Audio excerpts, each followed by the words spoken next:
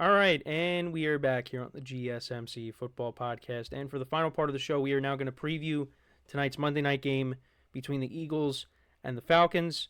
Last week, the Eagles got a 34-29 victory over the Packers in Brazil. The Falcons losing that game to the Steelers at home, where Kirk Cousins and the offense had to use the silent count because the stadium was so loud, taken over by Steelers fans.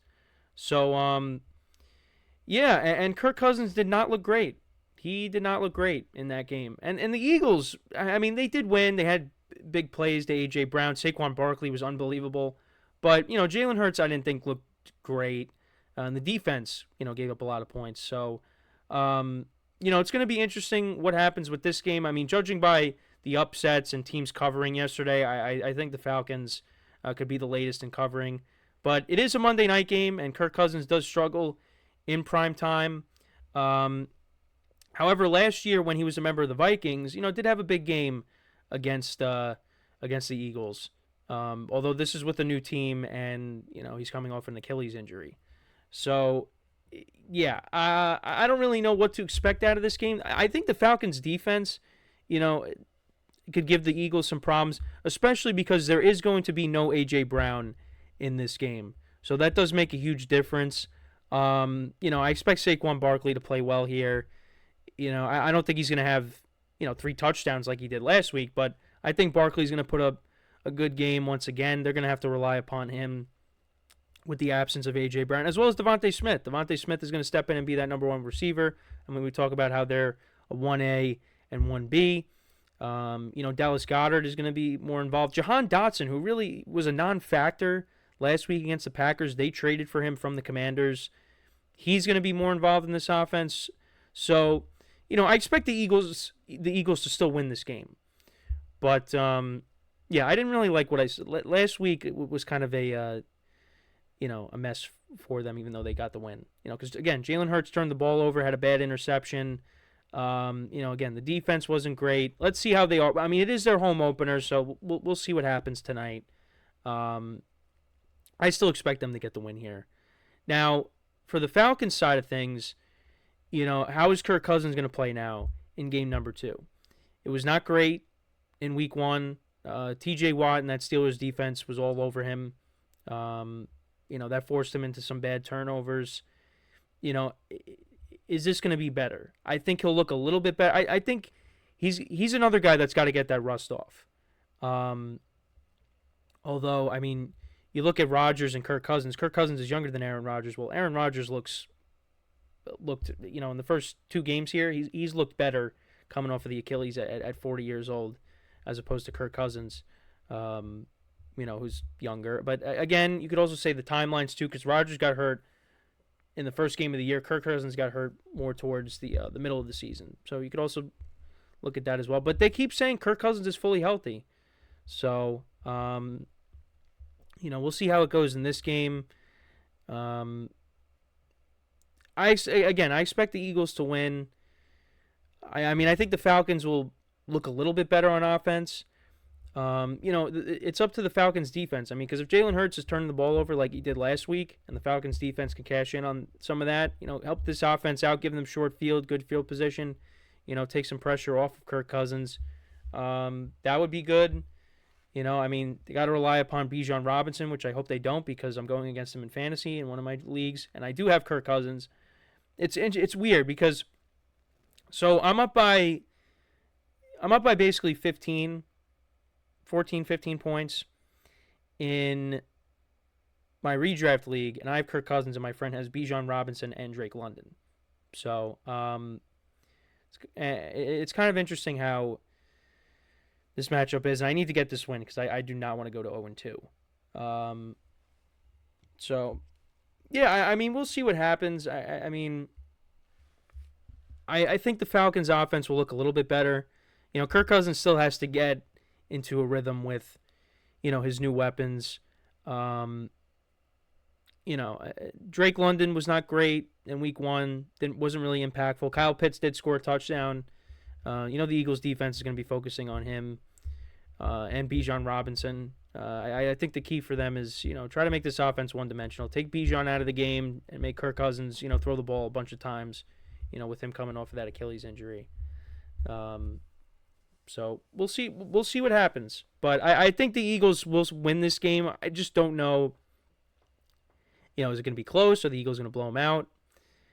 I think it's going to be somewhat of a close game. I still got them winning. I guess I'm going to say the Eagles win. I'm going to say 23-16. I'm going to say that's the final score. Because I'm still trying to pick it around where, the Falcons are not covering in the spread. I'll say they lose by 7.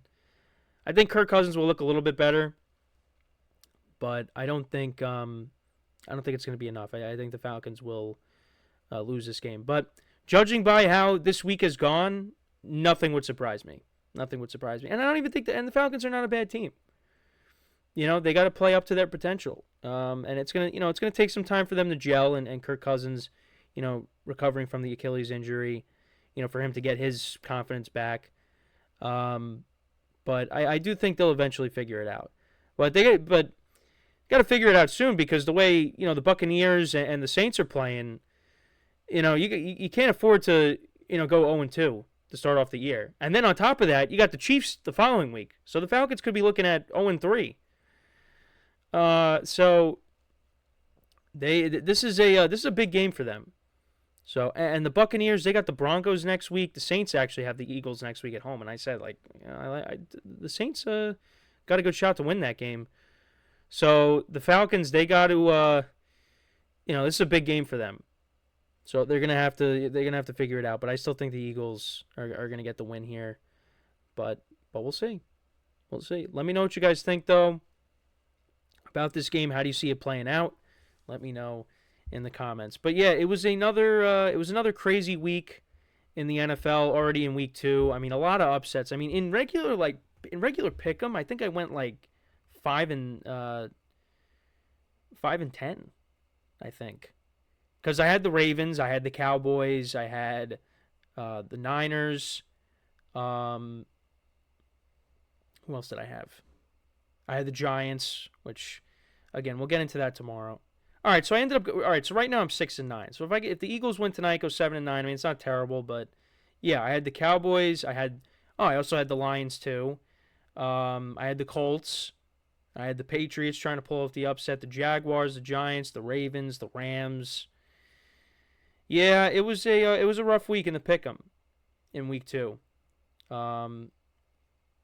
So yeah, hopefully I bounce back next week there. And this is just regular, straight up. This is not with the spreads. The spreads, again, I had the Ravens. They looked like they were going to win. And they didn't. The Raiders ended up not just backdooring, but they ended up winning the game. Which was the only leg of my parlay that I did not hit. Because I did some money lines and the Broncos Steelers under. So yeah, I had Broncos Steelers under. I had, which I think was under 36.5. Chiefs money line, Texans money line, Chargers money line, and Ravens money line. Ravens money line was the only leg that didn't hit, and I would have won I think $20. I want to say, which again, it's not. I'm not betting outrageous amounts of money, but it's just it's annoying that one leg doesn't hit. And the Ravens had the lead; they were up by 10 points and they blew it. We'll get into it tomorrow.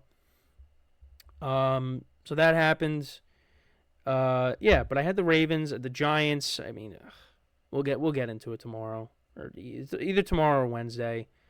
I was hoping that the Jets would at least win by a field goal, but they didn't, because Braylon Allen took in the touchdown, and that put them up by 7. And I'm like, forget this, because they were covering most of the game.